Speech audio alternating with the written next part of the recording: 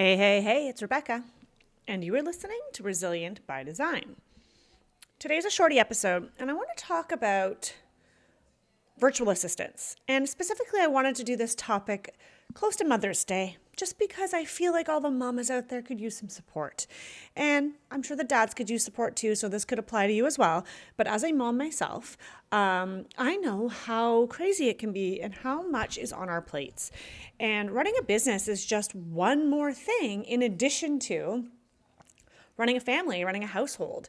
And let's face it, oftentimes the buck stops with us, and we are the ones who, truthfully, are doing a lot of the work at home. We're doing a lot of the planning. We're trying to organize. We're mentally trying to organize everything. And so on this Mother's Day post, or whatever you want to call it, episode, I really wanted to talk about how to make your life a little bit easier. And I know you could hire help at home, and that can be helpful too, but how do we make our lives a little bit easier in work? And one of the ways that you can do that is by hiring a virtual assistant. I'm Rebecca Hay, and I've built a successful interior design business by trial and error, podcasts, online courses, and so many freaking books. Over the last decade, I've grown from an insecure student to having false starts to careers, and now I'm finally in the place where I want to be. Throughout my journey, it's been pretty obvious that I'm passionate about business and helping other entrepreneurs do the same. Each week, I'll share tangible takeaways from my own experience and the experiences of other badass women to help you build your confidence and change your business. You could hire an in-person assistant as well, but today I wanted to talk about virtual assistant just because there's so many resources out there these days. It is so accessible now. And I just kind of want to walk you through what they can do for you, because this is not an ad. I'm not selling virtual assistants. If anything, I don't know the best place to find them. I have a few resources, and I share those inside Designer's Room. There's a few different companies where I have found virtual assistants myself, but I just want to be clear that a virtual assistant really essentially is just a freelancer or someone who works for you on contract that could be based on a retainer, or it could be hourly, and they basically just help you do whatever it is you need help with. So in my experience, I have used virtual assistants for marketing help. So for social media, planning and posting my social media.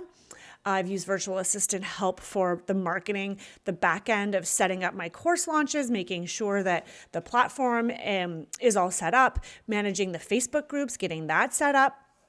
I'm currently working with 3 different what you might call virtual assistants, but essentially they're just freelancers. They just happen to live in different cities. One of them's in Toronto, but one's in Pennsylvania and one's in California. So really, the idea is that you are opening up this pool where you can find talent and help from anywhere. And there's virtual assistants for marketing, like I mentioned. Those are all sort of marketing related tasks, but you can really find tons of virtual assistants who can help you with administrative tasks. And I think that is probably the first place where a designer, if you are looking to hire, but you're not ready to have full-time employees, you don't want to have a payroll, figure out all of that with, what that all looks like, and maybe you have a hard time finding someone in your city and you can't give people full-time hours, you should consider hiring someone to virtually help you. They can do things like organize your inbox. And this is something that I want to talk about because when I was first starting out, I couldn't imagine anybody else touching my email. Like, I don't want anyone to see my email. I don't want anyone. No, that is something you need to let go of. Let go of that sense of control. A good virtual assistant can go through, they can weed out the spam, they can categorize, they can put things into folders, and then there can be a folder where it's just for your eyes, just for you to see and respond to. They can respond to, there's a lot of emails that we get that are a vendor asking if we want to do a lunch and learn, or it could just be somebody saying, hey, do you want to meet for coffee? Like, they're not going to necessarily respond to your email from your mom or your kid's school teacher, but they can help you. Think about the hours that you spend just trying to get to inbox 0, I'm just going to quickly respond to that because I just don't want it sitting in my inbox. If that's you, then you're like me, because I've always been very diligent. And in the last few years, I've learned to let go a little bit of the control of needing to be at inbox zero, because it would take literally me being on my computer all day and I would do nothing else than respond to emails and write and send emails. Virtual assistants can also help you with other things, booking travel. Maybe you want to go to High Point Market. They can figure out what the best flight is, what the best hotel is. They can coordinate that. Probably if I'd had help with my last trip to High Point, I wouldn't have missed the fact that the free shuttle didn't start until Saturday and I arrived on Friday. And so I ended up having to last minute scramble and rent a car for an extra cost of money and an extra inconvenience and stress. So that's another area they can help you with. They could also help you internally. So if you're someone who's taken power of process and you're like, oh my gosh, I love all of the teaching and now I just need to implement and I just need to create my own internal documents and I want to take Rebecca's templates, but like even taking someone's template and filling in your own info, that takes time. That is something that you could outsource to a virtual assistant. You could say, here's what we're doing. Or you could even have your assistant watch a course or a lesson. You could send your assistant a YouTube video. You can create maybe a Loom, or maybe they could create a Loom for you to show you what they've done and how they've set things up in your Google Drive. You can hire a virtual assistant for like 4 hours a week. There is no what I was going to say limit, but there's no minimum, or, well, there's probably a maximum, but there's no minimum to how many hours that person could help you. And maybe it is, I don't know what they charge. Maybe it's $20 an hour for 4 hours a week, or maybe it's $30, or maybe it's more than, maybe it's like $60, whatever it is.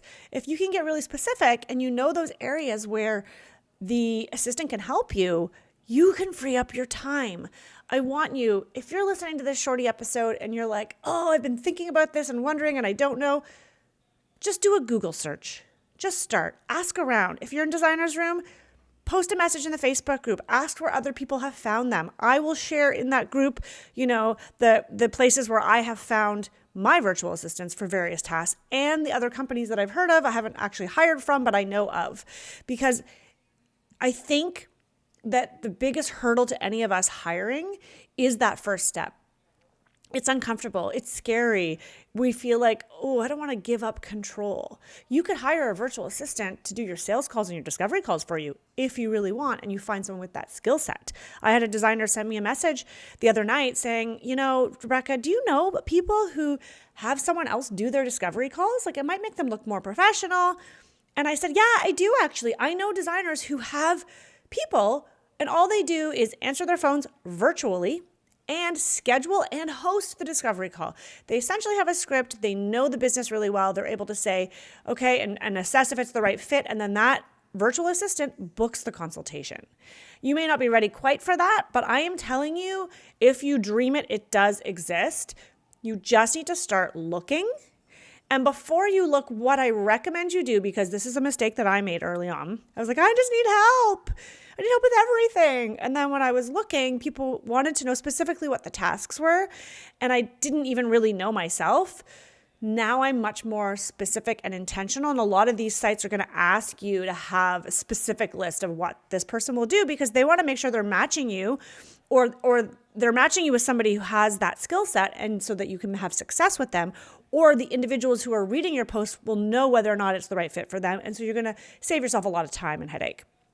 So I really recommend the first thing you do is just write it down on a piece of paper on a Google Doc, type out all the areas that you would want help with, and then what are the individual tasks associated with those areas. You might be surprised the volume of tasks, and you might need to get selective on which ones you want to outsource. But let this be the year that you take a step forward and you find some assistance in your business. Mama, you deserve it. Even if it means at the end of the day, you can go pick up your kids from school, and because you know somebody else is cleaning up your inbox, or you know that somebody else is working on the thing that probably is not the best use of your time, let's be honest. And yes, it's going to cost you a little bit of money, but the idea is that in the long run, it's going to improve your efficiency and productivity, and you'll be able to earn and make more money as a result.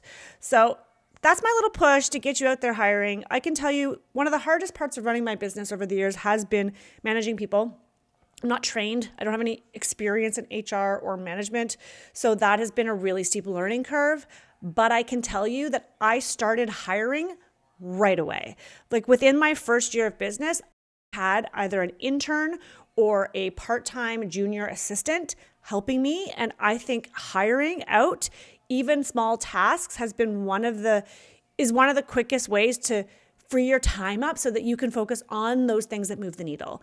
And you don't have to grow a massive team, but I think you should definitely consider a virtual assistant, especially if you're someone who's feeling a little bit overwhelmed, a little bit overworked, because you got a lot of other things going on in your life. And I don't want your business to take over your life. All right. I hope that was helpful.